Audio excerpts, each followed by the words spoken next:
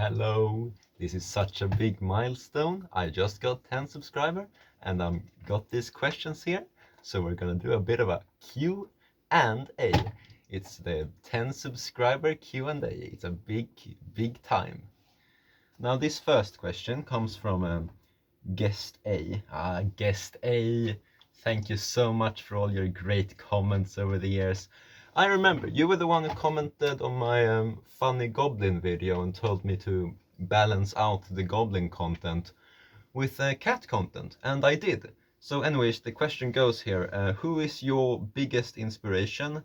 And that's such a great question. It's gotta be Oscar from the hit film Shark Tale, because you know, he's rich and famous despite having no talent or charm. And as a child, I actually wanted to be him, exactly like him, when I grew up. Now, this next question comes from Dennis. Hello, Dennis. And he asks, when did you start making family fun, friendly YouTube content for the whole family? That's such a great question, Dennis, my boy. I remember it was like yesterday. I believe the year was 1986. And I was only 1 week away from retirement from my job as a stone cobbler when suddenly everything changed. I decided a life of retirement wasn't for me, so I started a YouTube channel, and here we are.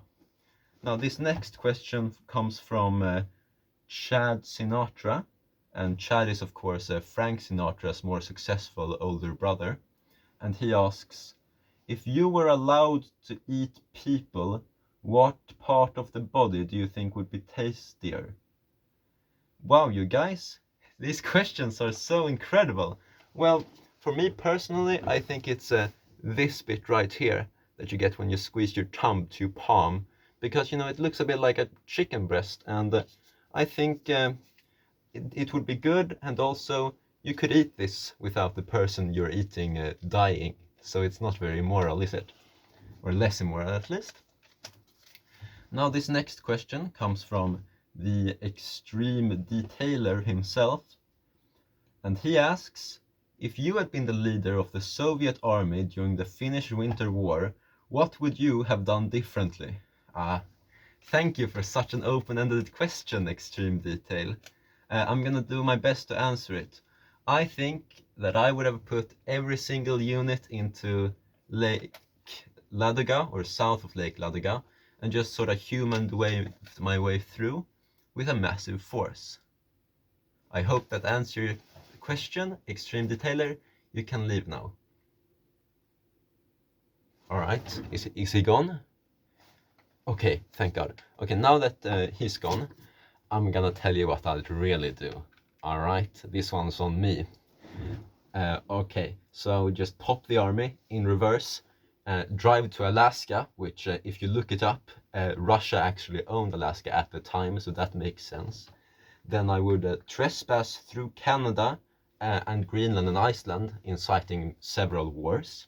And then I would arrive at the west coast of Norway, and I would find the nearest fjord, because did you guys know that fjords actually have underwater tunnels that lead into the Baltic Sea? Yeah, me neither. It's incredible. I would tell my troops to swim through those underwater tunnels, and then I would arrive on Åland. And since we now occupy Åland, we could force the Finnish to sign a peace treaty out of fear of a naval invasion from the west. This would end the war with minimal casualties. Yeah, that's the real answer. Don't even bother listening to that first one. I just told that for Extreme Detailer. Anyway, guys, thank you so much for watching my 420 knife challenge unboxing video.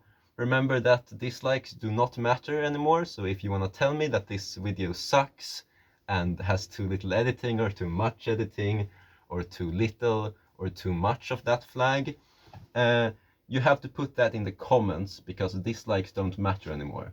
Alright, I'll see you all in about 5 to 10 years, I think.